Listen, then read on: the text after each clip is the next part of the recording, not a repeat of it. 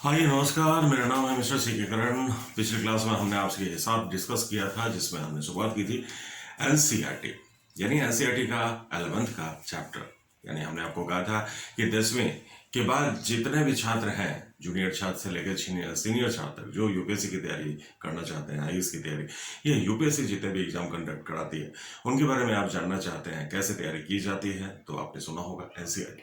तो एनसीईआरटी एक एक चैप्टर करके आप यहाँ पे डिस्कस कीजिए हमारे साथ। मैंने आपको पिछली क्लास में भी बताया है इंट्रोडक्शंस इंडिया का, और इंट्रोडक्शंस में सिर्फ एक ही चीज़ की जानकारी आपको दी थी पिछली क्लास में, जिसका नाम था location of India. Location of India में हमने 50 से 55 मिनट्स का एक वीडियो आपके साथ शेयर किया था और बताया था कि इस वीडियो में जो भी कुछ डिस्कस हो रहा है उसको टेस्ट के साथ आप एडुमोल डिस्क्रिप्शन में दिए गए लिंक के साथ डाउनलोड करके वहाँ फ्री टेस्ट ज्वाइन कर सकते हैं। जी हाँ, अब हम बढ़ेंगे पहले ही चैप्टर के वॉल्यूम 2 की तरफ। देखिए, पिछली क्लास में हमने सिर्फ एक नॉर्मल क्वेश्चंस के बारे में जिक्र किया था, लोकेशन से संबंधित, और विश्व का एरिया और पॉपुलेशंस इंडिया के संदर्भ में आपको बताया था। बहुत ज़्यादा कुछ उस क्लास में नहीं हो पाया था। आप वो ऐसे भी अगर उस वीडियो को देखना चाहते हैं तो यूट्यूब पे जाके एनसीईआरटी 11th क्लास चैप्टर 1 में सर्च कीजिए, आ जाएगा। अब हम उसी चैप्टर के वॉल्यूम 2 की बात करेंगे। देखिए, हमने आपको बताया था कि स्टेट है, हमारे यहाँ बहुत सारे स्टेट्स हैं, यूटी हैं, बहुत सारे यूटी हैं, उनका पोजीशन क्या है, उनसे क्या क्या क्वेश्चंस पूछा जाता है, हमारे पड़ोसी देशों के साथ हमारे रिलेशंस और विवादित क्षेत्र के बारे में डिस्कस हमें करना है। हमारे बहुत सारे द्वीप हैं, उसके बारे में भी जानकारी हमको लेनी है। इन सब से संबंधित इसी चैप्टर में डिस्कस किया गया है। याद रखिए, एनसीईआरटी में कुछ निर्देश होते हैं, क्रियाकलाप होते हैं, कुछ शिक्षक के द्वारा अनुदेश दिए जाते हैं कि ऐसे विद्यार्थियों को करना है। स्टूडेंट्स उन सब चीज़ों को भी गौर करें ताकि आगे आने वाले क्वेश्चंस में उन्हें परेशानी ना हो। जी हाँ, मैं कहना चाहता हूँ कि आप तमाम एनसीईआरटी के उन सभी निर्देशों का पालन करें, और आपको पालन करने की जरूरत नहीं है। इस वीडियो को कंटिन्यू रखिए आप हमारे साथ, इसलिए आप क्वेश्चंस जितने भी पीसीएस के पूछे जाने वाले हैं उनको सॉल्व कर सकेंगे, ये दावा है हमारा। तो आइए हम शुरू करते हैं इंट्रोडक्शन ऑफ इंडिया। पिछली क्लास में हमने आपको लोकेशन ऑफ इंडिया, भारत की स्थिति के बारे में बताया था। अब हम आपके साथ डिस्कस करेंगे लोकेशन एंड इंट्रोडक्शन। ये इंट्रोडक्शन का मतलब है इंडिया का पूरा, जो भी इंट्रोडक्शन से क्वेश्चन पूछे जाते हैं वो। अब देखिए, पिछली क्लास में हमने आपको लोकेशन बता दिया है। देखिए, पिछली क्लास में हमने आपके साथ डिस्कस किया था कि भारत की स्थिति उत्तर पूर्वी भाग में है, नॉर्थ ईस्ट पार्ट में है इंडिया। हमने आपको ये भी बताया था कि इंडिया का लैटिट्यूडनल एक्सपेंशन 8 डिग्री 4 मिनट से 37 डिग्री 6 मिनट तक है, लेकिन इंदिरा पॉइंट से अगर लें तो ये 6 डिग्री 45 मिनट नॉर्थ से शुरू होता है और 37 डिग्री 7 मिनट तक 37 डिग्री 6 मिनट नॉर्थ तक यानी इंदिरा कॉल तक है। ईस्ट और वेस्ट के बारे में ही हमने आपको बताया था कि हमारा देशांतरी विस्तार कितना है, 68 डिग्री 7 मिनट से 97 डिग्री 25 मिनट तक। इतना भी जाना था आपने, और इस चीज को भी जाना था कि नॉर्थ साउथ डिस्टेंस हमारा अक्षांशीय हमारा विस्तार 30 डिग्री का है, चाहे आप उत्तर दक्षिण देखें या पूर्व पश्चिम देखें। हमने इन सब के साथ क्षेत्रफल के बारे में भी जानकारी आपको दी थी, और एनसीईआरटी से संबंधित जो भी फैक्ट बनते हैं उसके बारे में दिया था जानकारी। लेकिन अब हम राज्यों से संबंधित कुछ क्वेश्चंस और डाटा से संबंधित कुछ क्वेश्चंस आपके साथ करेंगे जो आपके एग्जाम में पूछे जाते रहे हैं। याद रखिएगा, यहाँ जो भी चीज डिस्कस किया जा रहा है पुराने और नए एनसीईआरटी दोनों को मिला के किया जा रहा है, इसलिए ये कभी भी कंफ्यूजन आपके दिमाग में न रहे कि ये सिर्फ नए एनसीईआरटी का है। यूं कहिए कि नए एनसीईआरटी में बहुत कुछ नहीं दिया गया है जो पुराने एनसीईआरटी में था, यानी नए एनसीईआरटी बनाने वाले लोग थोड़े से संक्षिप्त हैं। तो आइए हम इंडिया के मैप पे राज्य की चर्चा करें, और राज्य के बारे में आपसे भी क्वेश्चंस पूछें, जो अभी उलटफेर हुआ है उसके बारे में भी आपसे जानकारी लेते हैं। तो आइए देखते हैं कौन कौन से राज्य और क्या क्या क्वेश्चन आपसे पूछे जा सकते हैं। अब आइए देखते हैं इंडिया के इस मैप पे कि कितने राज्य हैं। आप जानते हैं हमारे इंडिया में एक नया राज्य यूटी बन गया है, इसलिए हमारे टोटल राज्य की संख्या 29 से घट के 28 हो गई। तो अब हम देखते हैं ये सारे राज्य कहाँ कहाँ पे हैं। आप जानते हैं इन राज्यों का कहाँ कहाँ पे लोकेशंस हैं। तो आप सबसे पहले मुझे बताइए, अगर नया राज्य जो केंद्र शासित प्रदेश में तब्दील हो गया वो है जम्मू एंड कश्मीर। यहाँ पे लेकिन अगर मैं आपसे कहूं कि जितने भी राज्य हैं, ये जो राज्य हैं, ये यहाँ पे आप जानते हैं ये पंजाब है, पंजाब के नीचे आप जानते हैं हरियाणा है, हरियाणा के नीचे ये है राजस्थान, ये है राजस्थान, यहाँ है गुजरात, आप जानते हैं ये है महाराष्ट्र, महाराष्ट्र के नीचे ये सबसे ये कहा जाता है कम एरिया वाला गोवा है, गोवा के नीचे कर्नाटका, कर्नाटक के नीचे केरल है, केरल के बगल में आप जानते हैं तमिलनाडु है, और ये है आंध्र प्रदेश, इसके ऊपर है उड़ीसा, और ये है वेस्ट बंगाल। लेकिन अगर मैं आपसे बात करूं कि यहाँ ये कौन सा राज्य है, ये तो यहाँ पे है हिमाचल प्रदेश, और ये है उत्तराखंड, यहाँ हो गया यूपी, ये है बिहार, बिहार के नीचे आप जानते हैं है झारखंड, इंडिया में बिल्कुल बीच में, इंडिया का दिल कह सकते हैं एमपी, एमपी से टूट के अलग हुआ है छत्तीसगढ़, और आंध्र प्रदेश से टूट के अलग हुआ है तेलंगाना। ये आपके मुख्य भाग में। नॉर्थ ईस्ट में अगर बात करें तो ये क्षेत्र आपका सिक्किम है, ये सिक्किम है, और ये जो क्षेत्र आप देख रहे हैं दिस इज मेघालय, ये है आपका मेघालय, मेघालय, ये आपका क्षेत्र अरुणाचल प्रदेश है, और ये बीच में आसाम, अरुणाचल प्रदेश के नीचे है नागालैंड, और उसके नीचे है मणिपुर, मणिपुर के बाद ये है मिजोरम, और ये है आपका त्रिपुरा, मिजोरम, त्रिपुरा, और इस तरह से आपने देखा कि टोटल हमारे पास अब 28 राज्य रह गए हैं, जिसमें अगर आपसे बात किया जाए कि इन 28 राज्यों में कुछ फैक्चुअल क्वेश्चंस आपसे अगर पूछा जाए, कुछ फैक्ट की जानकारी आपसे ली जाए कि इन 28 राज्यों में कुछ डाटा संबंधित क्वेश्चंस आपसे पूछा जाए, तो जरा देखिए, सबसे पहले डाटा आपको मैं बता दूं, ये डाटा पॉपुलेशंस के डाटा होते हैं, जैसे आपसे पूछा जाता है एरिया वाइज स्टेट्स कौन सा है, एरिया वाइज या पॉपुलेशन डेंसिटी के हिसाब से स्टेट्स बताइए, तो इन सब डाटा को भी आपको गैदर करना पड़ेगा। तो ये 28 राज्य हैं हमारे पास, और जम्मू कश्मीर जो 29 राज्य मिलके हो जाते थे, वो अब फिलहाल केंद्र शासित प्रदेश में तब्दील हो गया है। 2 केंद्र शासित प्रदेश का निर्माण हुआ है, जम्मू कश्मीर और लद्दाख।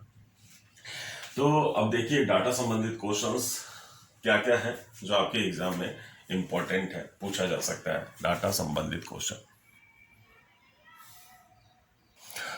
देखिए इन 28 राज्यों में अगर बात करें तो सबसे ज्यादा एरिया, अगर मैं आपसे कहूँ क्षेत्रफल के हिसाब से नोट करते भी चलिएगा, क्षेत्रफल के हिसाब से सबसे बड़ा राज्य कौन है, राजस्थान है। राजस्थान सबसे बड़ा राज्य है, लेकिन राजस्थान के बाद सेकेंड अगर बात किया जाए तो ये एमपी है, फिर महाराष्ट्र है। राजस्थान, मध्य प्रदेश, महाराष्ट्र, और इसके बाद है यूपी। राजस्थान सबसे बड़ा एरिया है, सेकेंड है एमपी, थर्ड है महाराष्ट्र, और फोर्थ है यूपी। लेकिन अगर मैं आपसे कहूं कि सबसे छोटा राज्य कौन सा है, तो सबसे छोटा राज्य में जरा देखिए, आप जानते हैं सिक्किम सबसे छोटा राज्य है, या गोवा है सबसे छोटा राज्य, इन दोनों में आपको कंफ्यूजन होगा। तो कहा जाता है सबसे छोटा राज्य है सिक्किम, सिक्किम के बाद है गोवा, और गोवा के बाद है त्रिपुरा। तो ये छोटे राज्यों की संख्या में। लेकिन अगर मैं आपसे कहूं कि पॉपुलेशन वाइज सबसे बड़ा राज्य कौन है, यानी जनसंख्या के अनुसार अगर आपसे पूछा जाए कि सबसे बड़ा राज्य कौन है, तो जनसंख्या में सबसे बड़ा राज्य आप जानते हैं यूपी है। और यूपी के बाद कौन है, तो जनसंख्या में यूपी के बाद है महाराष्ट्र, और महाराष्ट्र के बाद है बिहार, और बिहार के बाद फिर वेस्ट बंगाल। याद रखिएगा क्षेत्रफल के अनुसार राजस्थान है, लेकिन पॉपुलेशन के अनुसार यूपी है। यूपी के बाद महाराष्ट्र है, सेकेंड नंबर पे, थर्ड नंबर पे बिहार, फिर वेस्ट बंगाल। अब जरा देखिए density of population. Density of population का मतलब होता है जनसंख्या घनत्व। जनसंख्या घनत्व के अनुसार अगर मैं आपसे कहूं कि पर स्क्वायर किलोमीटर इंडिया में कितने लोग रहते हैं, तो ये होता है जनसंख्या घनत्व। और जनसंख्या घनत्व ये कितना है नहीं है ये सेंसस में आपको बताऊंगा, जो एक वीडियो जारी किया जाएगा सिर्फ वो सेंसस पे होगा। लेकिन एक साल 2021 में एक नया सेंसस रिलीज होगा जो 10-10 साल पे होता है। फिर ये जो सेंसस अभी चल रहा है वो 2011 का चल रहा है। 2021 में फिर से एक नया जनसंख्या का सर्वे आने वाला है। अब जरा देखिए डेंसिटी ऑफ पॉपुलेशन में सबसे नंबर 1 है बिहार, उसके बाद है वेस्ट बंगाल, यानी बिहार के बाद है West Bengal density of population में यानी जनसंख्या घनत्व में, और उसके बाद है केरल। केरल दक्षिण भारत में सबसे सघन है केरल। लेकिन अगर मैं आपसे कहूं कि सबसे कम जनसंख्या घनत्व कहाँ है, तो सबसे कम जनसंख्या घनत्व है अरुणाचल प्रदेश में। यानी अरुणाचल प्रदेश में सबसे कम जनसंख्या घनत्व पाया जाता है, मिनिमम कहा जाता है यहाँ पे डेंसिटी पाया जाता है। जनसंख्या घनत्व सबसे कम है अरुणाचल प्रदेश का। अरुणाचल प्रदेश डेंसिटी में सबसे कम है, तो अरुणाचल प्रदेश में डेंसिटी सबसे कम है। अरुणाचल में डेंसिटी सबसे कम है, उसके बाद डेंसिटी सबसे कम है मिजोरम का, उसके बाद है सिक्किम का। यानी डेंसिटी आप समझ गए। यहाँ पे मैं आपको बता दूं कि यहाँ पे मैंने आपको कहा था स्मॉलेस्ट जो सबसे एरिया में राज्य है वो सिक्किम नहीं है, गोवा है। गोवा के बाद है सिक्किम, फिर है त्रिपुरा, इसको सुधार लीजिएगा। इसके बाद अब सवाल आता है कि एजुकेशन में किसका स्थान है, तो एजुकेशन याद रखिएगा। साक्षरता किसको कहते हैं, लिखना पढ़ना समझना। जो व्यक्ति किसी चीज को पढ़ लेता है और उसी चीज को लिख लेता है और पढ़ा हुआ चीज समझ में आ रहा है उसे, तो उसे हम साक्षर कहते हैं। यहाँ कोई क्वालिफिकेशंस की जरूरत नहीं बताई गई है, या ये नहीं बताया गया है कि वो 10th पास हो या 12th पास हो, बस लिखना पढ़ना समझना। इसीलिए हम आए दिन वृद्ध साक्षरता भी बढ़ाए जा रहे हैं। यानी अखबार कोई पढ़ ले रहा है तो वो साक्षर है। अब जरा देखिए लिटरेसी। हमारे इंडिया में जानते हैं सबसे ज्यादा लिटरेसी कहाँ है, तो केरल में है। और केरल में लिटरेसी होने का कारण आप जानते हैं क्या है, तो कहा जाता है कि विश्व में सबसे ज्यादा एजुकेशन किस धर्म में है, तो ईसाई में है। और ईसाई मिशनरीज अपने धर्म के अस्तित्व के लिए लड़ाई लड़ती आ रही है। क्यों?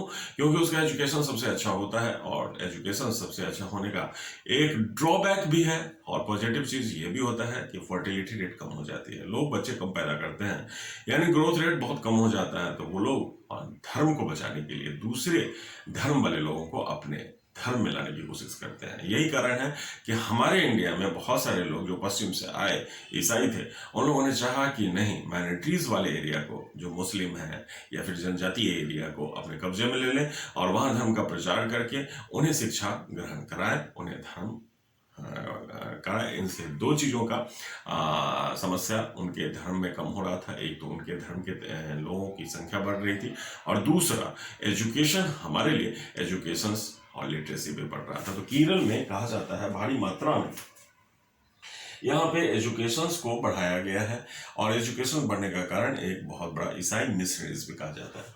दूसरा केरल के बाद है मिजोरम, मिजोरम के बाद है त्रिपुरा। तो ये केरल, मिजोरम, त्रिपुरा, ये जो है नॉर्थ ईस्ट में अगर बढ़ रहा है एजुकेशन, इसका कारण क्या है, ईसाई मिशनरीज का प्रचार इन लोगों ने किया है यहाँ जनजातीय क्षेत्रों में। लेकिन अगर मैं आपसे कहूं कि सबसे कम साक्षरता कहाँ है, तो सबसे कम साक्षरता आप जानते हैं बिहार में है। बिहार के बाद है अरुणाचल प्रदेश। यहाँ जो अरुणाचल प्रदेश का एरिया है ये काफी हाई एल्टीट्यूड्स पे है, इसलिए यहाँ पे ईसाई मिशनरीज का प्रचार बहुत ज्यादा नहीं हो पाया। ये जो एरिया है दुर्गम क्षेत्र जनजातियों का, इधर देखेंगे चर्च बहुत बनाए गए हैं। अरुणाचल प्रदेश में थोड़ा तादाद इसका कम रह गया। साक्षरता यहाँ सबसे सेकेंड नंबर पे है, तीसरे नंबर पे तेलंगाना है, और चौथे नंबर पे राजस्थान है। तो अगर मैं आपसे कहूं कि एजुकेशन का हमारे इंडिया में ये हाल है, तो आप जानते हैं एजुकेशन के बाद सेक्स रेशियो, लिंग अनुपात क्या होता है। लिंग अनुपात आप जानते हैं क्या होता है, प्रति 1000 पुरुषों पे महिलाओं की संख्या। देखिए कहा जाता है कि हमारे यहाँ पुरुष ज्यादा है या महिलाएं ज्यादा है। अगर नेचुरल बर्थ की बात करेंगे तो एक सर्वे के अनुसार कहा जाता है कि अगर नेचुरल बर्थ देखा जाए तो बच्ची ज्यादा पैदा होती है। रूस में दुनिया का सबसे ज्यादा सेक्स रेशियो है, यानी महिलाएं सबसे ज्यादा है रसिया में पुरुषों की तुलना में। लेकिन अगर मैं आपसे कहूं कि इंडिया में ये होते हुए भी, यानी बच्चे पैदा होते हैं, बच्ची पैदा होती है और बल्कि ज़्यादा होती है। हमारे इंडिया में इसको प्रतिकूल बना दिया गया और इसका एक ही कारण है जो कहा जाता है, यूँ तो कहिए बहुत कारण है, लेकिन हमारे इंडिया में जहाँ भी ये सेक्स रेशियो कम रहा है उसका कारण रहा है कन्या भ्रूण हत्या, जिसको हम कहते हैं फीमेल फ्यूटिसाइड्स। तो ये सेक्स रेशियो सबसे ज़्यादा कहाँ है, तो जरा देखिए, सबसे ज़्यादा है केरल में। और आप जानते हैं केरल में एजुकेशन बहुत अच्छा है, जिसके कारण लोग समझदार बन गए हैं और बच्चियों को मारने की घटना कम हो गई। केरल के बाद तमिलनाडु और आंध्र प्रदेश है। केरल, तमिलनाडु, आंध्र प्रदेश, यूं कहिए दक्षिण भारत में सेक्स रेशियो की स्थिति थोड़ी संतुलन बनाए हुए है एजुकेशन के कारण। लेकिन अगर मैं कहूँ सबसे कम सेक्स रेशियो कहाँ है, तो ये है हरियाणा में और उसके बाद पंजाब का स्थान आता है। पहले जम्मू कश्मीर भी था। यानी नॉर्थ वेस्ट रीजन में अगर आप देखेंगे तो सेक्स रेशियो बहुत कम है।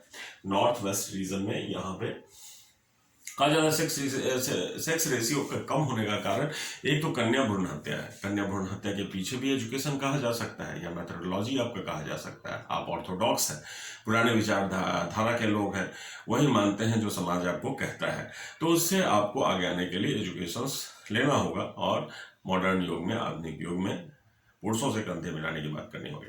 तो यहाँ पे आप देखिए, यहाँ पे पॉपुलेशन अगर देखेंगे तो यो है। अब जरा देखिए सेक्स रेशियो बहुत कम है।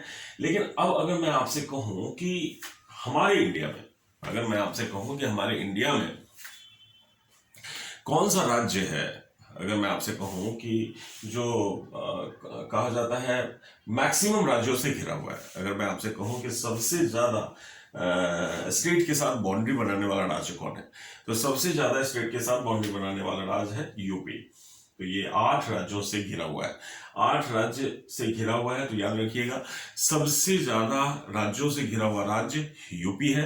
लेकिन अगर मैं कहूं कि ये 8 राज्यों से है, तो 7 राज्यों से घिरा हुआ राज्य कौन है, यानी आसाम और छत्तीसगढ़। तो आप याद रखिएगा, ये जो आसाम है और ये जो छत्तीसगढ़ है, ये 7 राज्यों से घिरा हुआ है। याद रखिए, मैं जो भी आपके साथ शेयर कर रहा हूँ ये नोट्स के रूप में आप जानते रहिएगा, यानी नोट्स के रूप में बनाते रहिए ताकि आपको फैक्ट याद करने में सुविधा हो। यहाँ मैं क्लास को वहां तक ले जा रहा हूँ जहां एनसीईआरटी में कुछ फैक्ट्स नहीं दिए गए हैं लेकिन आपके एग्जाम में पूछे जाते हैं। तो 7 राज्यों से घिरा हुआ छत्तीसगढ़ है और आसाम है। इसके अलावा अगर मैं कहूँ 6 राज्यों से घिरा हुआ राज्य कौन है, तो 6 राज्यों से घिरा हुआ राज्य में आप देखेंगे महाराष्ट्र है, कर्नाटक है। महाराष्ट्र और कर्नाटक ये 6 राज्यों से घिरे हुए हैं। लेकिन अगर मैं आपसे कहूं कि जो नया राज्य बना है तेलंगाना, ये क्वेश्चन आपसे पूछा गया है, जो तेलंगाना है ये कितने राज्यों से घिरा हुआ है, तो ये तेलंगाना 5 राज्यों से घिरा हुआ है और ये एमपी भी 5 राज्यों से। यूपी के 5 राज्यों से और भी हैं, लेकिन आपको इससे ज्यादा क्वेश्चंस याद नहीं करना है क्योंकि हर राज्यों का अगर आप देखेंगे तो फिर आपको कंफ्यूजन होगा। यहाँ तक सिर्फ 3-4 स्टेट्स के जो सबसे बड़े हैं, यानी 8 राज्यों से, 7 राज्यों से, 6 राज्यों से और 5 राज्यों से। बाकी आप अगर मैप देखते रहेंगे तो हर राज्य का आइडिया आपको लगता रहेगा। एनसीईआरटी के क्वेश्चंस ये रहते हैं और इससे ज्यादा क्वेश्चंस बहुत ज्यादा कॉम्प्लेक्स नहीं होता है सराउंडिंग स्टेट्स में। 28 राज्य तो हमारे हैं यूं, लेकिन अगर मैं आपसे क्वेश्चन करूं कि हमारे यूटी कितने हैं, यानी केंद्र शासित प्रदेश हमारे इंडिया में कितने हैं, तो जरा देखिए केंद्र शासित प्रदेश की संख्या हो गई है 9। 7 पहले से थे, 2 और जुड़ गए, जम्मू कश्मीर और लद्दाख, तो इसकी संख्या हो गई है 9। तो देखिए कौन कौन से हैं, जरा इस पे हम फोकस करते हैं। तो जरा देखिए केंद्र शासित प्रदेश कौन कौन से हैं।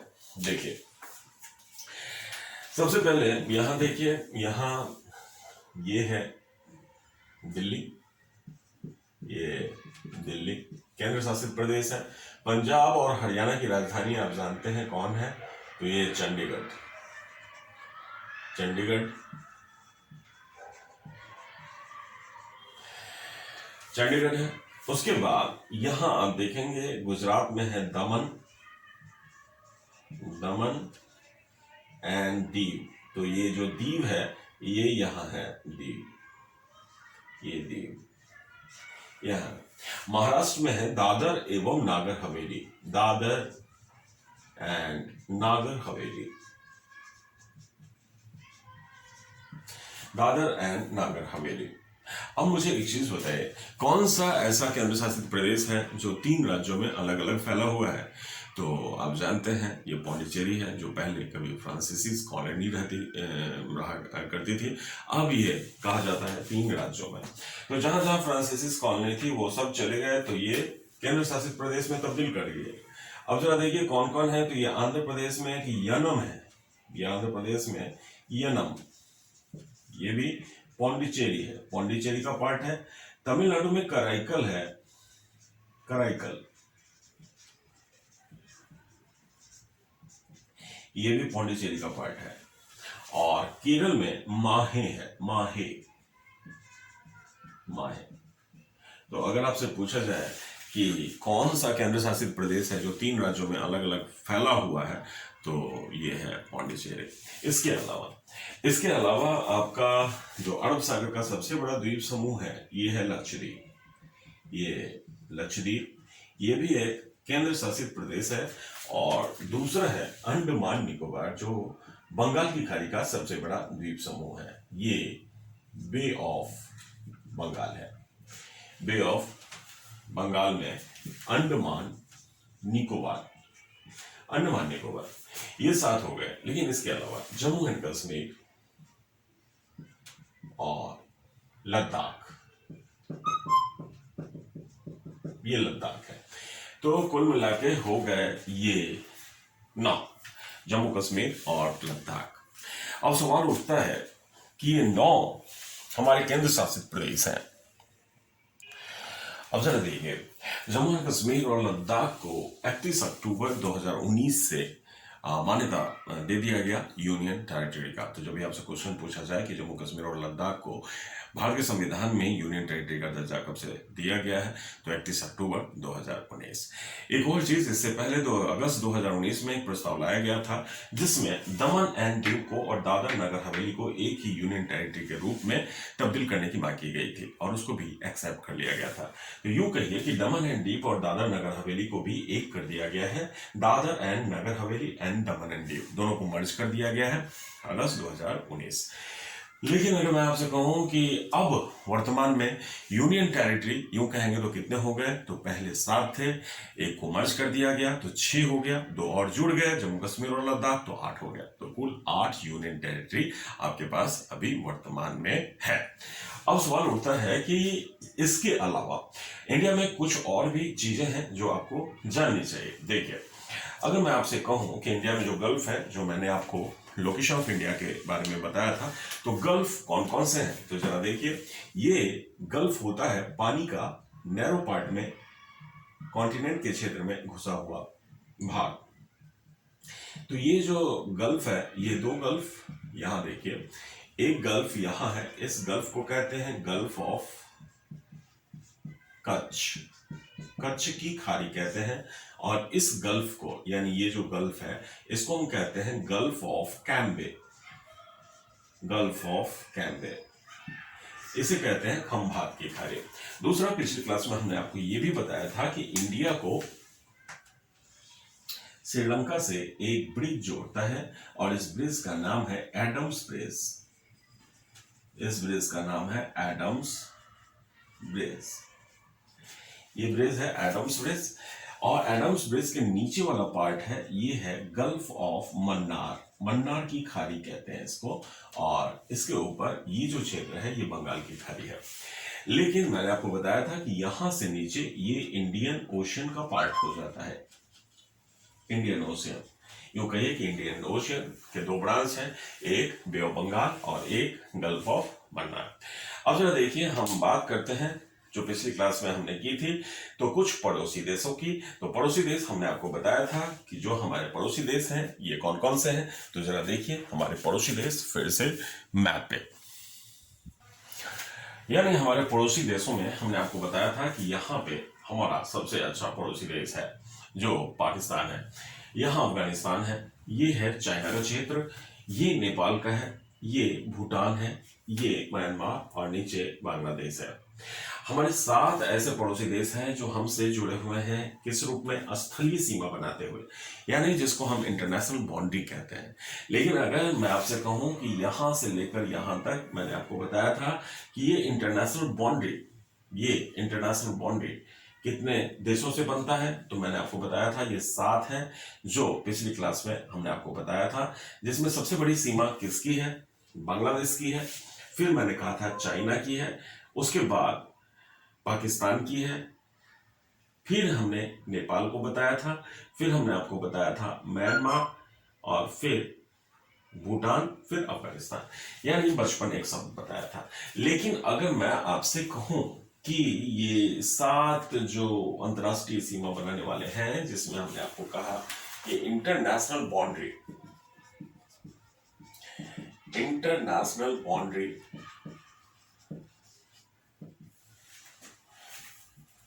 हमारा कितने किलोमीटर का है, तो 15,200 किलोमीटर का है। 15,200 किलोमीटर का इंटरनेशनल बाउंड्री हमारे साथ ये बनाया जाता है। लेकिन हमने आपको कहा था पिछली क्लास में कि हमारा कोस्ट लाइन कितना है, तो हमने आपको पिछली क्लास में बताया था कि हमारा कोस्ट लाइन है 7517 किलोमीटर। इसमें कोस्ट लाइन में हमने आपको बताया था कि 2 तरह के कोस्ट होते हैं। एक हमारा भारतीय मुख्य भूमि का कोस्ट होता है, ये मुख्य भूमि ये कहलाता है, इसमें द्वीप शामिल नहीं होते हैं, और द्वीपों को अगर शामिल कर लिया जाए तो वो ज्यादा हो जाता है। तो इसमें मेनलैंड या सब कॉन्टिनेंट अगर देखें तो 6100 किलोमीटर का मेनलैंड का है, मुख्य भूमि का, और आइलैंड्स कोस्ट अगर आपको इसमें जोड़ दिया जाए तो 1417 किलोमीटर का आइलैंड्स का कोस्ट है। तो ये दोनों मिलके ये हो जाते हैं 7517 किलोमीटर। तो अगर मैं आपसे कहूं कि ये टोटल बाउंड्री हमारी कितनी है, तो टोटल बाउंड्री हमारी 22,770 किलोमीटर की है। तो ये हमारा टोटल कोस्ट है। इसका मतलब है हमारी सुरक्षा 22,770 किलोमीटर में करनी होगी। इसके अलावा हमने आपको ये भी बताया था कि हमारा जो पार्ट है, ये जो कोस्ट वाला पार्ट है, इसमें मैंने आपको 2 तरह का कोस्ट बताया था। एक, कितना समुद्र है जो हमारे सुरक्षा की दृष्टि से हमारे अधीन है, तो मैंने आपको बताया था कि ये समुद्री सीमा हमारी कितनी है, तो 12 नॉटिकल मील्स है, और हमने आपको बताया था कि 1824 मीटर होता है एक समुद्री मील। तो 1824 मीटर का मतलब 1.8 किलोमीटर होता है एक नॉटिकल माइल्स, यानी 1 नॉटिकल माइल्स एक समुद्री मील 1824 मीटर होता है, 1.8 किलोमीटर। उसी तरह से मैंने बताया था ये 1 मील जो होता है 1.6 किलोमीटर होता है, 1.6 किलोमीटर होता है। तो इस आधार पे हमने आपको बताया था कि हमारा जो समुद्री सीमा है ये 12 नॉटिकल मील्स है, जो लगभग 21.9 किलोमीटर आता है अगर कॉन्टिनेंट्स पे देखें तो। यानी अगर कोस्ट पे आप खड़े हो जाएं तो आपको कितने दूर आगे तक सुरक्षा करनी है, तो लगभग 22 किलोमीटर आगे तक सुरक्षा आपको करनी है। लेकिन एक चीज और भी हमने आपको बताया था, हमने कहा था कि EEZ अनन्य आर्थिक क्षेत्र क्या होता है। तो अनन्य आर्थिक क्षेत्र के बारे में मैंने बताया था कि समुद्र में वह दूरी जहां तक आप संसाधन निकालने के लिए स्वतंत्र है, अनन्य आर्थिक क्षेत्र कहलाता है। मैंने आपको बताया था ये 200 नॉटिकल माइल्स के करीब होता है। यानी कोस्ट पे आप खड़े हैं तो 200 नॉटिकल माइल्स तक आप संसाधन निकाल सकते हैं, पेट्रोल निकाल सकते हैं, मैग्नीशियम निकाल सकते हैं, मीथेन गैस निकाल सकते हैं, वगैरह वगैरह, बहुत सारे मत्स्य कर सकते हैं, वगैरह वगैरह। तो ये EEZ का क्षेत्र है। इसके अलावा जरा देखिए, हमने आपको बताया था कि ये जो स्थलीय सीमा है 15,200 किलोमीटर है। लेकिन अगर आपसे मैं क्वेश्चन करूं कि 15,200 किलोमीटर्स में कितने राज्य आते हैं जिनके पास इंटरनेशनल बाउंड्री है, यानी अंतर्राष्ट्रीय सीमा बनाने वाले राज्य कितने हैं, तो अंतर्राष्ट्रीय सीमा बनाने वाले राज्यों में हमने आपको बताया ये पहले 17 थे, जम्मू कश्मीर की यूटी हो जाने से अब ये 16 हो गए। तो 16 राज्य हैं जो स्थलीय यानी अंतर्राष्ट्रीय सीमा बनाते हैं, अंतर्राष्ट्रीय सीमा बनाते हैं। तो देखिए यहां पे मैं लिख देता हूं, the state having international boundary. मैंने आपको कहा कि वह राज्य जो अंतर्राष्ट्रीय सीमा बनाते हैं वो 16 है। जैसे यहां से शुरू अगर करते हैं गुजरात, राजस्थान, हरियाणा, पंजाब, हिमाचल प्रदेश, उत्तराखंड, यूपी, बिहार, सिक्किम, आसाम, अरुणाचल प्रदेश, नागालैंड, मणिपुर, मिजोरम, त्रिपुरा, मेघालय। तो ये टोटल 16 है। अब इन राज्यों में जो अंतर्राष्ट्रीय सीमा बनाते हैं उसमें सबसे लंबी अंतर्राष्ट्रीय सीमा किसकी बनती है? तो लॉन्गेस्ट इंटरनेशनल बाउंड्री किसका है? Longest international boundary. अगर आपसे पूछा जाए कि लॉन्गेस्ट इंटरनेशनल बाउंड्री किसका है, तो ये है अरुणाचल प्रदेश का। अरुणाचल प्रदेश। इन सारे फैक्ट्स को आप याद रखिए। और अगर मैं आपसे कहूं कि सबसे छोटा अंतरराष्ट्रीय सीमा बनाने वाला राज्य कौन है, तो सिक्किम है। तो स्मॉलेस्ट, सबसे छोटा अंतरराष्ट्रीय सीमा कौन बनाता है? स्मॉलेस्ट इंटरनेशनल बाउंड्री,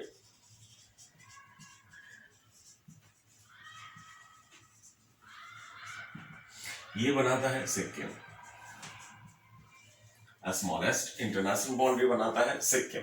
तो सबसे ज्यादा लंबाई अंतरराष्ट्रीय सीमा की किसकी है? अरुणाचल की। और सबसे छोटी सिक्किम।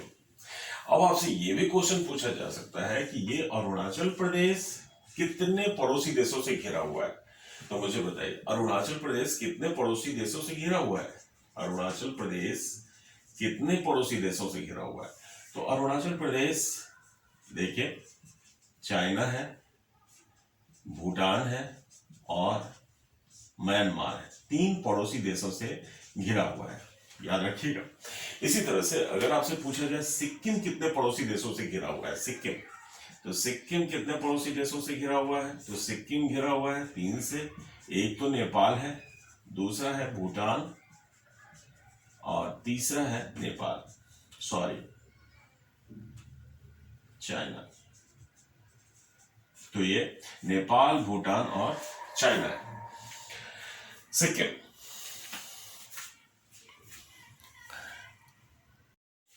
अब आइए हम देखते हैं जरा इंडिया की कुछ ऐसी स्थिति को जहां जहां से क्वेश्चन पूछे जाते हैं। इससे पहले भी हमने पहले चैप्टर में आपको बताया था वॉल्यूम 1 में कि ये जितने भी पड़ोसी देश हैं हमारे कितने राज्यों को टच करते हैं।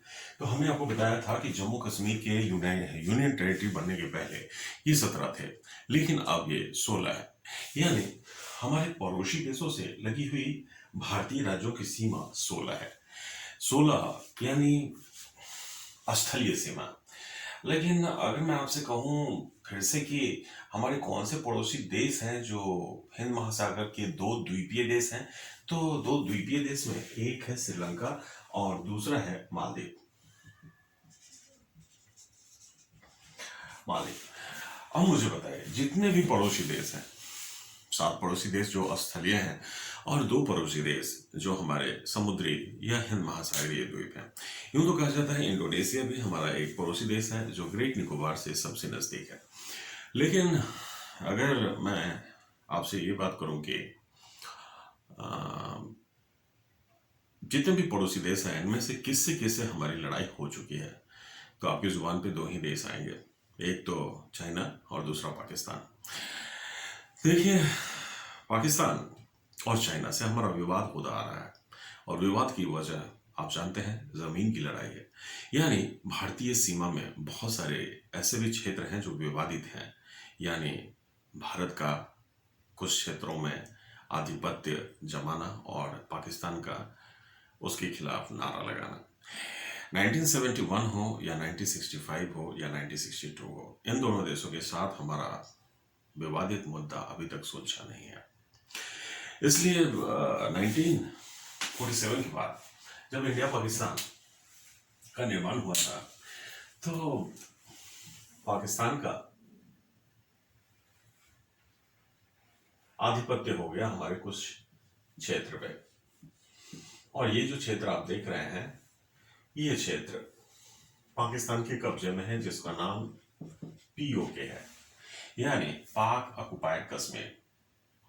1962 चाइना के साथ और 1965 चाइना के साथ, तो इन 2 लड़ाई में हम कुछ क्षेत्र गंवा बैठे। और ये था अक्साई चेन। चाइना ने इस क्षेत्र का नाम अक्साई चीन रखा है, जो लद्दाख के पूर्व में है। इस 1962 में हमने तिब्बत के एक बहुत बड़े क्षेत्र को भी खो दिया। हमारे इंडिया के भूभाग में चाइना का कुछ क्षेत्र में कब्जा हो गया और अक्साई चीन का निर्माण हो गया। वास्तव में बांग्लादेश के साथ या फिर म्यांमार के साथ, भूटान और नेपाल के साथ कोई वैसा सीमा विवाद हमारा नहीं रहा। बांग्लादेश के साथ था, तो अभी 2 साल पहले हमने इस इंटरनेशनल बाउंड्री को कुछ गांव देके और कुछ गांव लेके इम्प्लीमेंट कर लिया और उसको सुधार लिया। लेकिन बांग्लादेश के साथ हमारा अंतर्राष्ट्रीय कोई विवाद जमीन को लेके नहीं है, इसलिए कोई अंतर्राष्ट्रीय हमने समझौता भी नहीं किया हुआ है। हाँ, वहाँ इन्फिल्ट्रेशन की समस्या है, यानी वहाँ के बहुत सारे लोग हमारे इंडिया में घुसपैठिए के रूप में रह रहे हैं, जिनका रिकॉर्ड वहाँ नहीं है न यहाँ है। इसी तरह से म्यांमार के कुछ मुस्लिम हैं जिसको रोहिंग्या कहते हैं, वहाँ के लोग हमारे आसाम के क्षेत्र में या नॉर्थ ईस्ट पार्ट में फैलना शुरू हो गया। ये सब छोटी छोटी समस्या आ रही है। अब जरा देखिए, 1947 में भारत पाकिस्तान का जब निर्माण हुआ तो बंटवारा भी हुआ, और बंटवारे के लिए हमने एक कमीशन बनाई थी, रेड क्लिफ, जो बॉर्डर कमीशन के चेयरपर्सन थे। बॉर्डर कमीशन के चेयरपर्सन रेड क्लिफ बनाए गए थे, और उस आधार पर भारत और पाकिस्तान के बीच एक सीमा बनाया गया, और वो था रेड क्लिफ लाइन। ये रेड क्लिफ लाइन देख रहे हैं, ये red Cliff line. Red Cliff line आगे पीओके के पास विवादित हो जाता है, और इस जगह का नाम, यानी इस लाइन का नाम रख दिया गया LOC। इसका मतलब होता है line of control. Line of control का एक मतलब ये भी होता है, ये एक सीज फायर लाइन है, यानी किसी भी तरफ से गोलीबारी नहीं की जा सकती, लेकिन आए दिन हम करते हैं। इस समझौते का उल्लंघन तो बार बार हो रहा है, तो आए दिन भी आप देखते हैं गोली चलती रहती है। हमारे भी कुछ जवान शहीद होते हैं, उनके भी कुछ जवान शहीद होते हैं। इसी तरह से हमने चाइना के साथ भी एक समझौता किया हुआ है, और इस समझौते का नाम है मैकमोहन लाइन। मैकमोहन लाइन ये इंडिया और चाइना के बीच है। ये जो अंतरराष्ट्रीय सीमा है, ये देख रहे हैं आप, ये है मैकमोहन लाइन। लेकिन मैकमोहन लाइन यहां विवादित हो जाता है, और इस लाइन का नाम रख दिया गया LOAC। इसका मतलब होता है line of actual control. Line of actual control. अब जरा देखिए, पाक ऑक्युपाइड कश्मीर पाकिस्तान के बनने के पहले हमारा पाकिस्तान से होकर मध्य एशिया में एक रास्ता हुआ करता था। अफगानिस्तान होते हुए बहुत सारे लोग हमारे इंडिया में आए थे हिंदू पर्वत को पार करके, लेकिन यहाँ से हमारा समझौता बहुत पहले से है अब इंडिया और अफगानिस्तान के बीच। लेकिन ये वर्तमान में पाकिस्तान POK और अफगानिस्तान के बीच है। POK और अफगानिस्तान के बीच है, और ये है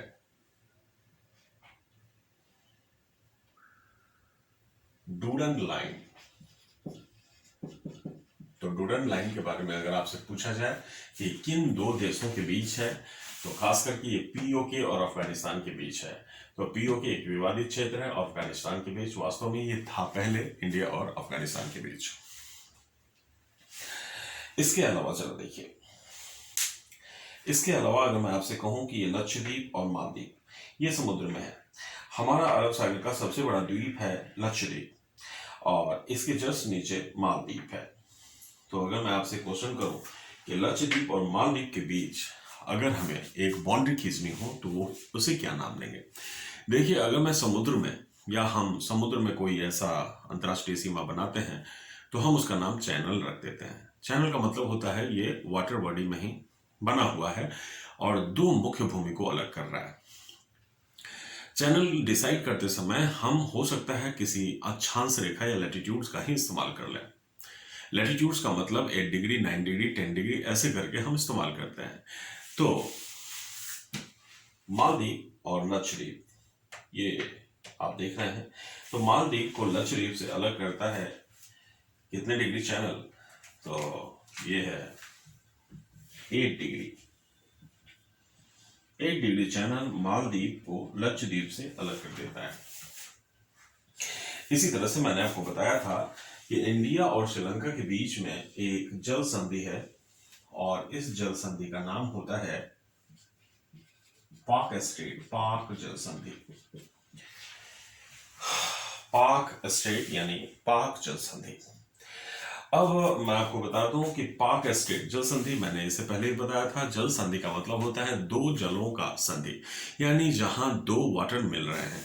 तो पाक स्ट्रेट में यहाँ पे बंगाल की खाड़ी मन्नार की खाड़ी से मिल रहा है और दो जमीन अलग होते हैं। जल संधि दो भूभाग को अलग करता है, दो वाटर बॉडी को मिला देता है।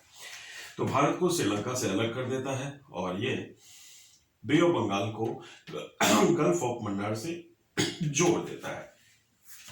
अब जरा देखिए, अगर मैं आपसे बात करूं कि ये जो पाकिस्तान है या अफगानिस्तान है या फिर चाइना है, म्यांमार है या बांग्लादेश है, ये हमारे किस किस राज्य को टच करते हैं, यानी इनसे लगने वाली कौन कौन से राज्य की सीमा आती है। तो पाकिस्तान से लगने वाले राज्य जरा देखिए, यानी इन 7 पड़ोसी देशों के साथ हमारे कौन कौन से राज्य अपनी सीमा साझा करते हैं।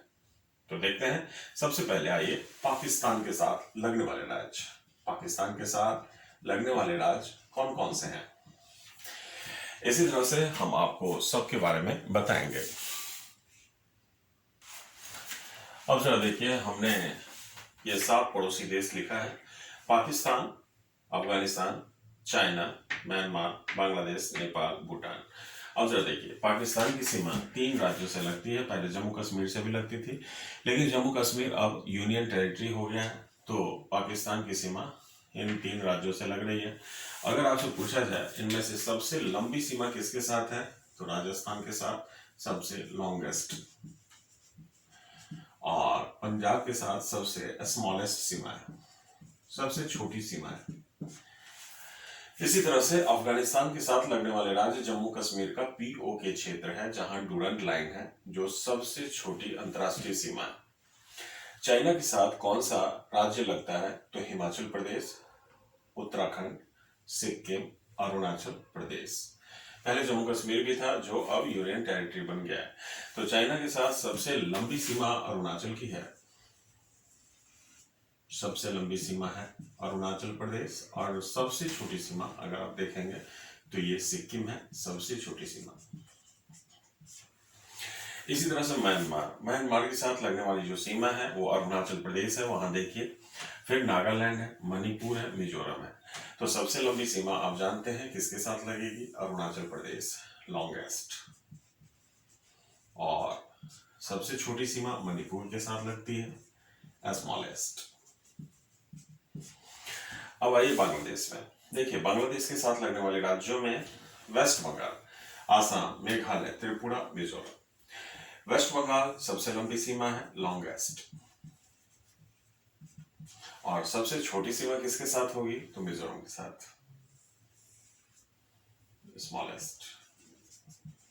लेकिन आप जानते हैं कि कौन सा राज्य है, अगर आपसे पूछा जाए कि कौन सा राज्य है जो 3 तरफ से बांग्लादेश से घिरा हुआ है, तो यहाँ फिगर में देखिए ये त्रिपुरा है। त्रिपुरा 3 तरफ से बांग्लादेश से घिरा हुआ है, इधर से, इधर से, इधर से, 3 तरफ से बांग्लादेश से घिरा हुआ है। तो Tripura is surrounded by Bangladesh, 3 sided. तो त्रिपुरा है। नेपाल में है, नेपाल की सीमा किससे लगती है, तो उत्तराखंड से, यूपी से, बिहार से, वेस्ट बंगाल से, सिक्किम से। सबसे लंबी सीमा किसकी है, तो यूपी की। नेपाल की सबसे लंबी सीमा यूपी के साथ है और लॉन्गेस्ट है। और सबसे स्मॉलेस्ट किसके साथ है, तो ये वेस्ट बंगाल के साथ, स्मॉलेस्ट। इसी तरह भूटान के साथ जो सीमा है, सिक्किम है, वेस्ट बंगाल है, आसाम है, अरुणाचल प्रदेश। तो भूटान की सबसे लंबी सीमा अगर आपसे पूछा जाए किसके साथ लगती है, तो आसाम के साथ। और सबसे छोटी सीमा किसके साथ लगती है, तो वेस्ट बंगाल के साथ, स्मॉलेस्ट।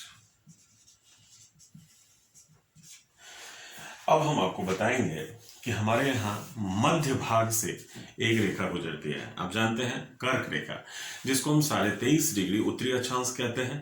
इसको मैं क्लाइमेट में डिस्कस करूंगा। जब ये एनसीईआरटी का क्लाइमेट का चैप्टर आएगा तो उसमें आप देखेंगे।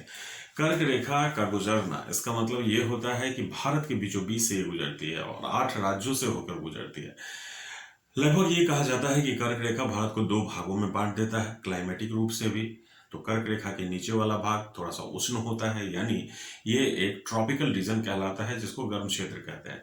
कर्क रेखा के ऊपर वाला जो पार्ट है उसको उत्तर भारत में हम समशीतोष्ण या शीतोष्ण कह सकते हैं, यानी टेम्परेट रीजन हम कहते हैं। इसीलिए इंडिया में क्लाइमेटिक दृष्टि से आप देखेंगे 2 भाग है, एक कर्क रेखा के ऊपर, एक कर्क रेखा के नीचे। लेकिन इन सभी जगह पे मानसूनी जलवायु ही पाई जाती है। अब मानसून क्या है, मानसून को समझने के लिए आपको नेक्स्ट चैप्टर में यानी भारत के क्लाइमेटिक चैप्टर में रहना होगा, जो मैं आपको एनसीईआरटी के तीसरे या चौथे चैप्टर में बताऊंगा। तो मानसून क्या होता है, उसके कॉन्सेप्ट को जानने के लिए पूरा कॉन्सेप्ट एंड कॉन्सेप्चुअल मैं आपको उसमें डिस्कस करूंगा।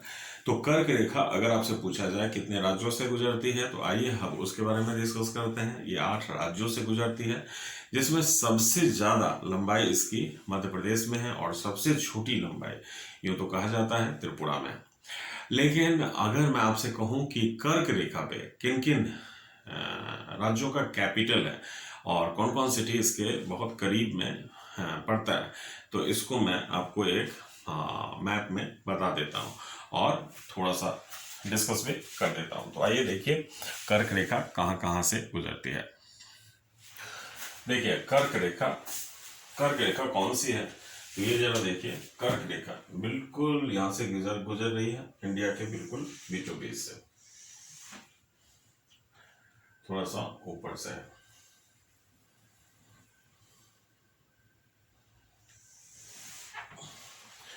तो कर्क रेखा ये है ट्रॉपिक ऑफ कैंसर।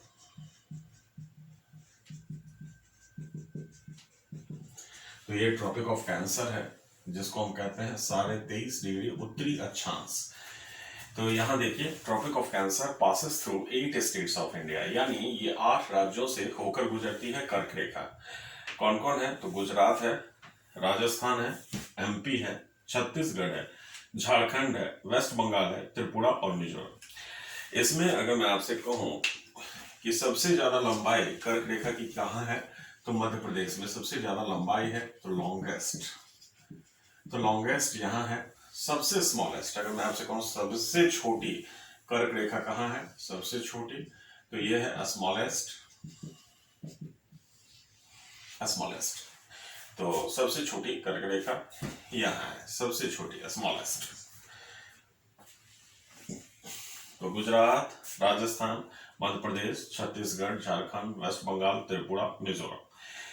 अब अगर मैं कहूँ, मैंने कहा कि कौन सा कैपिटल है जो बिल्कुल ट्रॉपिक ऑफ कैंसर पे है, तो देखिए यहाँ पे झारखंड की राजधानी है और ये बिल्कुल कर्क रेखा के ऊपर ही है, ये है रांची। अब अगर मैं कहूँ फिर भोपाल है, फिर है गांधीनगर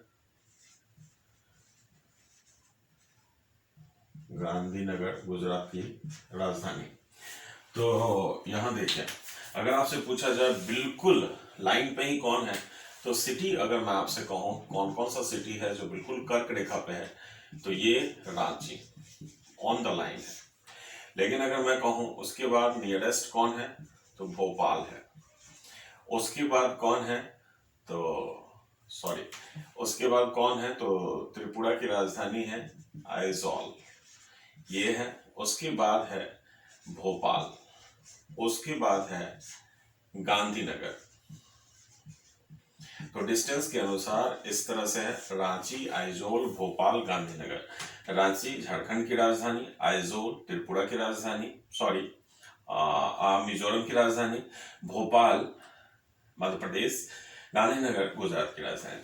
तो ये सिटी है। अब जरा देखिए एनसीईआरटी में कुछ तथ्य हैं, कुछ फैक्ट्स हैं, उसको भी आपको याद करने चाहिए। उसको भी मैं यहाँ पे राइट डाउन कर देता हूँ ताकि उसको भी आप बार बार देखते रहिए वीडियो, ताकि आपको समझ में आए। तो ये आप याद कर लीजिए, नोट कर लीजिए। इससे आगे हम बढ़ते हैं। मुझे बताइए आप, इंडिया में टोटल कितने मेट्रो सिटी हैं? तो मेट्रो सिटी कितने हैं? तो आप लोग कहेंगे 4 हैं सर, 5 हैं, 6 हैं, 7 हैं। तो नहीं, मेट्रो सिटी क्या होता है पहले मैं आपको बता दूं। मेट्रो सिटी उसको कहते हैं जहां का पॉपुलेशन 10 लाख से ऊपर हो और जहां का 75% आबादी गैर कृषि कार्य में लगे हो या प्राथमिक सेक्टर में ना हो, प्राइमरी सेक्टर में नहीं हो। जैसे प्राइमरी सेक्टर में एग्रीकल्चर आता है, एनिमल हस्बेंड्री, हंटिंग, या फिर आपका माइनिंग है, ये सब नहीं हो। प्राइमरी सेक्टर में नहीं हो तो 75% आबादी अगर कहा जाता है कि प्राइमरी सेक्टर में नहीं है, किसी और कार्य में लगी हुई है 75% आबादी, तो हम उसको मेट्रो मान लेते हैं। हमारे यहाँ लगभग मेट्रो सिटी की संख्या 35 है। अब जरा ध्यान रखिएगा, ये 35 जो मेट्रो सिटी है इसमें अधिकतर तो आप देखेंगे कैपिटल ही है, और कैपिटल के अलावा भी जैसे यूपी में सबसे ज़्यादा मेट्रो सिटी है। तो इस तरह से आपको इन सारे मेट्रो सिटी को मैप पे ड्रॉ करना होगा, और मैप पे ड्रॉ ही नहीं करना होगा, एक दूसरे के रिलेटिव कहा जाता है लैटिट्यूड या लॉन्गिट्यूड्स को भी देखना होगा। सर कभी कभी ये भी पूछा जाता है कि भारत का सबसे पूरब में अवस्थित राजधानी नगर कौन है? तो सबसे पूरब में याद रखिएगा कोहिमा है, नागालैंड की राजधानी सबसे पूरब में उपस्थित है। इसी तरह से आपसे पूछा जाता है कभी कभी कि ये दार्जिलिंग और आगरा एक ही लैटिट्यूड्स पे है अवस्थित, लेकिन कभी कभी आपसे ये पूछ दिया जाता है कि दोनों के तापमान में जमीन आसमान का फर्क है। तो ये ऊंचाई के कारण ऐसा होता है, क्योंकि आप जैसे जैसे धरातल से ऊपर की तरफ जाते हैं टेम्परेचर डाउन होता है प्रति 1000 मीटर 6.5 डिग्री सेल्सियस। तो एल्टीट्यूड्स का कारण होता है। इसी तरह से बहुत सारा आपसे ये भी क्वेश्चंस पूछ दिया जाता है, इनमें से 10 डिग्री लैटिट्यूड्स के आसपास सबसे निकट कौन सा शहर होगा? तो ये 35 जो मेट्रो सिटी है उसको आप खोज के निकालिए और लैटिट्यूड्स डिसाइड कीजिए।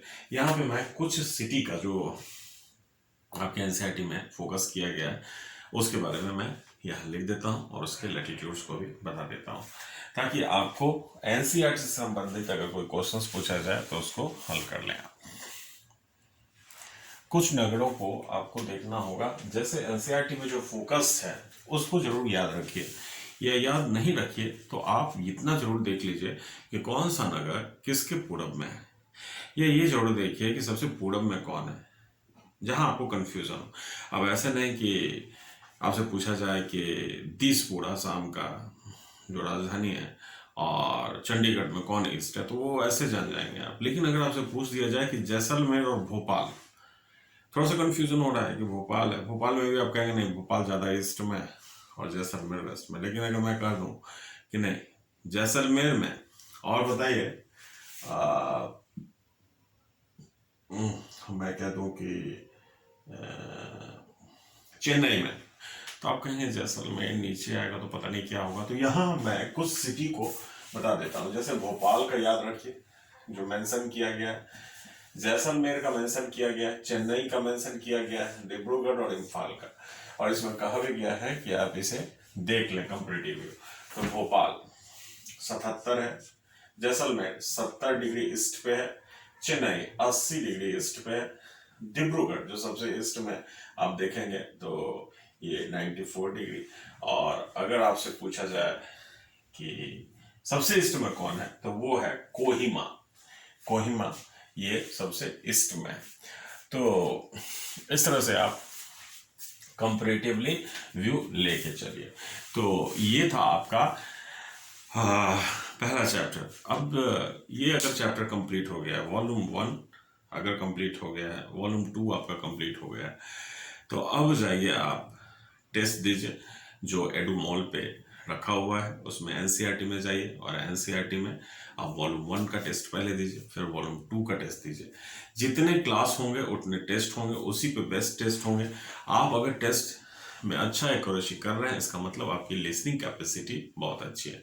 देखिए, मैं अपने क्लास में उन सारे क्वेश्चंस का डिस्कशन लेकर आया हूं जो पहले पूछा जा चुका है या फिर पूछा जाना प्रस्तावित है, या फिर बहुत ही वेरी वेरी इंपॉर्टेंट क्वेश्चन।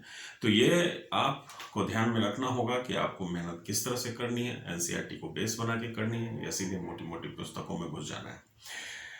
किसी भी किताब में घुसेंगे जरूर आप, जब तक बेस नहीं रहेगा तब तक आप कुछ समझ नहीं पाएंगे। इसलिए मोटी मोटी पुस्तकें देखने के लिए बहुत अच्छी लगती हैं।